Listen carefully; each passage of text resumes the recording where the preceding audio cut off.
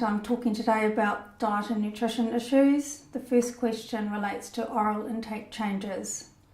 So a key question to ask in this context would be, has the amount of food you eat and drink changed in the last 3 to 6 months, giving a time period? Another way of wording it would be, do you make changes to the food or fluids you eat because of difficulties such as chewing or swallowing? This question is designed to try and get some detail about whether there's been a major change in intake. You're also trying to determine the degree of impairment, trying to ask whether this is only 1 or 2 items or has it been major changes to the eating.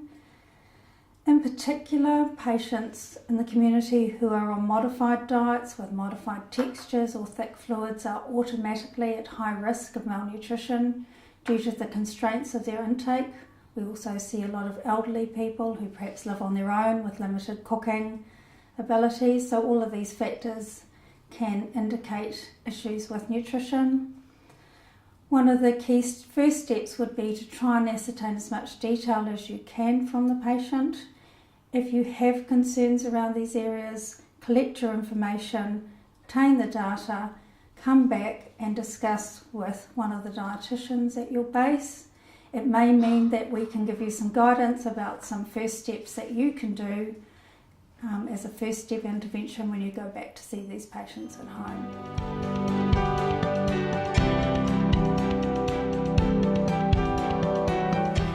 Okay, this question relates to a recent unintentional change in weight. So one of the easier ways to ask this question would be, have you or your family or your doctor or yourself been concerned about losing weight?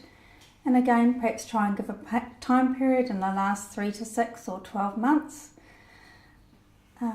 Also a good way to get the conversation started is give a time period and perhaps say to the person, if I saw you 6 months ago, would you look the same as you do now? Would you look different? Trying to get an idea of the clinical picture. Another way is trying to do something a little more practical and ask people whether their clothes don't fit as well, perhaps their jewellery's falling off. Another part of this is also, a really big part of this in particular, is using your good clinical skills. Sitting there and actually looking at the person in front of you. How do they present? Do they present with a low body weight? Do they present with signs of weight loss? Are their clothes hanging off them? Do they present with signs of muscle loss? So again, part of this question is building a bit of picture in your mind about actually what's going on and what the degree of weight loss, unintentional weight loss, is. One of the reasons for doing this is to try and pick up the early signs of malnutrition so that there can be early intervention to prevent long-term harm. There are multiple factors that may affect patients in the community, from their social circumstances, their ability to shop, their cooking, their chewing, poor dentures, poor dentition and dentures are often a real big factor with a lot of elderly people in particular. Again, so use your clinical skills and ask some questions, but also frame the questions giving some sort of time frame. Another consideration with this question is looking at the medical prognosis and diagnosis before actually asking this question. For example, patients in an end-stage palliative condition, it is inappropriate to be asking some of these questions regarding weight loss. So again, the key information here would be, if you're at all in doubt, perhaps go back and discuss it with your locality dietitian. And again, any of these findings that you come across and you build up a picture that there is a problem with weight loss in this particular patient you're seeing, again, gather as much information as you can, as much detail as you can, come back and discuss it with your locality dietitian.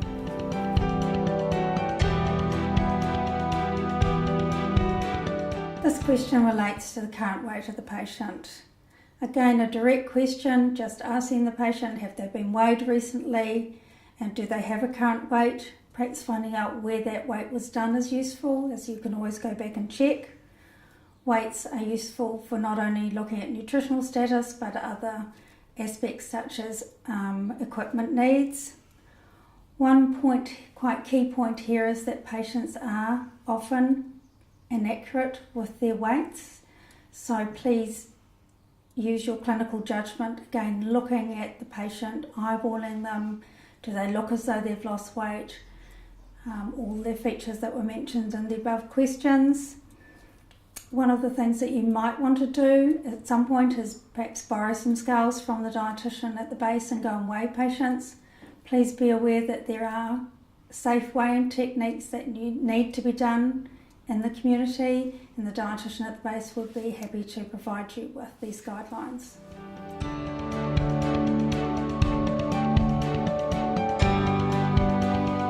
Alright, for this question, we want to know, have there been any incidences of choking during meal times?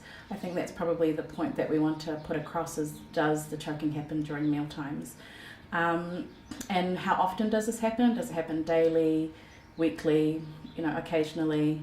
And also another key question for us as speech language therapists is, have they had chest infections in the last 6 months?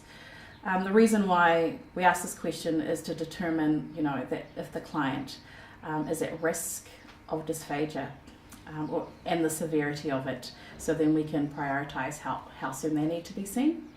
Right, so the what if is that the client refers to coughing versus choking. So if coughing and spluttering takes place during the meal times or drinking fluids, this may be a risk of dysphagia. So coughing can mean anything, so particularly for those who have respiratory diseases. Please note that not all aspiration is visible and audible.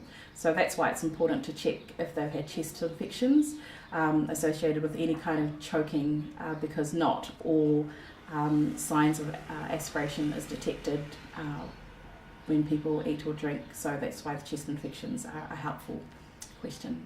Thank you.